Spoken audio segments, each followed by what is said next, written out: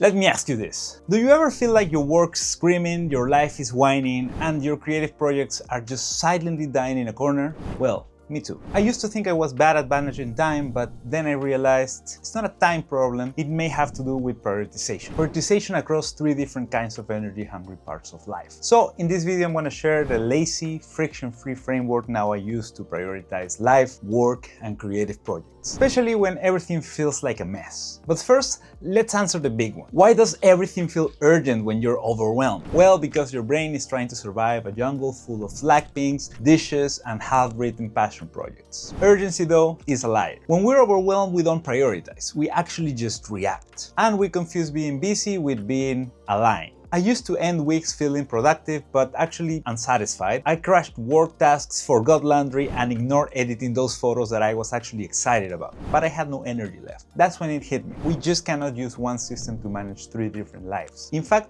studies show that stress impairs our ability to assess options and leads to reactive decision making. That's why it's so easy to feel busy but misaligned. So let's talk about the three project zones: work, life, and creative. Most productivity tools are built for just one of them, usually work. But if we don't integrate life, we get burnout, and if we don't integrate creative, we feel stuck and unexpressed. So here's how I split my priorities. For work, I have deadlines, meetings, and tasks tied to goals. For life, I have things that won't get me promoted necessarily, but will keep me sane. So groceries, calling my parents, stuff like that. And for creative, I have personal projects that may not pay yet, but fulfill me deeply. Think of them as three separate tabs in your mental browser. If you overload one, the other ones are at risk of crashing. Enter the lazy prioritization map. This is how it works. I call it the lazy prioritization map because it actually doesn't require a 40-step process, but it's built on two questions. First of all, how much energy does this cost me? And second, what is the impact on my life after I finish this? It is as simple as plotting this in two dimensions: effort versus impact, on a 2x2 grid separated for work, life,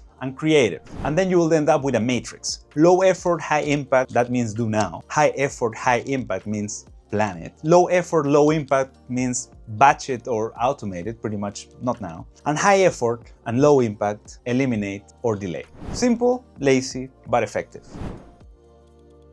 And now let's talk friction and why your creative project is actually gathering dust. And here's a weird thing I noticed. Even when my creative tasks were low effort, I still wouldn't do them. But why? Enter friction, the silent killer of ideas. Unlike work or life, creative projects have no social accountability. No one's reminding us to finish that video or edit that photo series. So here's what I did. I lowered the friction even more. I started editing photos in 10-minute chunks, even if I didn't finish. I gave myself permission to post bad content, and I used my lazy priority map not just to prioritize, but also to create momentum. Because guess what? When the start feels right, the finish actually shows up faster. And now let's talk about why your life projects matter more than you think. Let me tell you something that may sound soft, but it's actually strategy. Doing your laundry is productivity. Taking a walk, doing your taxes, cooking a decent meal, these are all life projects. And if your life section is empty on your lazy priority map, you're not being productive, you're being fragile. Every time I neglect life stuff, I get slower at everything else. It's not work-life balance, it's more like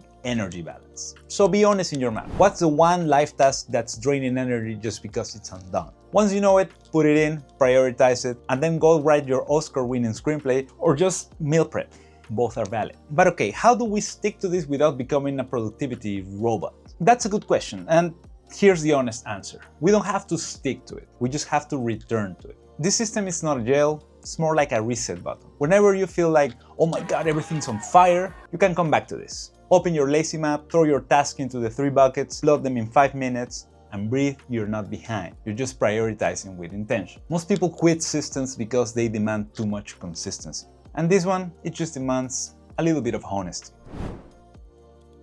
Now let's talk about closing the loop. What does success actually look like? Here's what happened after I started doing the lazy priority map. I launched more creative content than before, I stopped procrastinating chores, mostly, and I didn't just meet my deadlines at work, I started showing up with ideas, not just deliverables, things that actually are of value. Success isn't about doing more, it's doing what matters and skipping what doesn't. And every time I felt overwhelmed, I would stop reacting and start choosing again. It's not perfect, but it is real, and it's better than those 14 unread productivity books just gathering dust somewhere in your house. And companies are starting to get it. Studies now show that supporting work-life balance boosts performance, retention, and mental health. If this video is helping you think differently about productivity, creativity, or just makes you feel less guilty for just being a human, then hit that like button and share with someone who's juggling life, work, and that dusty dream project in the corner. And if you want to go deeper into this whole balancing multiple priorities without burning out thing, then watch this video next where I talk about when we overthink our projects. See you there, and remember, productivity isn't just about doing more, it's about doing more of what actually moves you forward.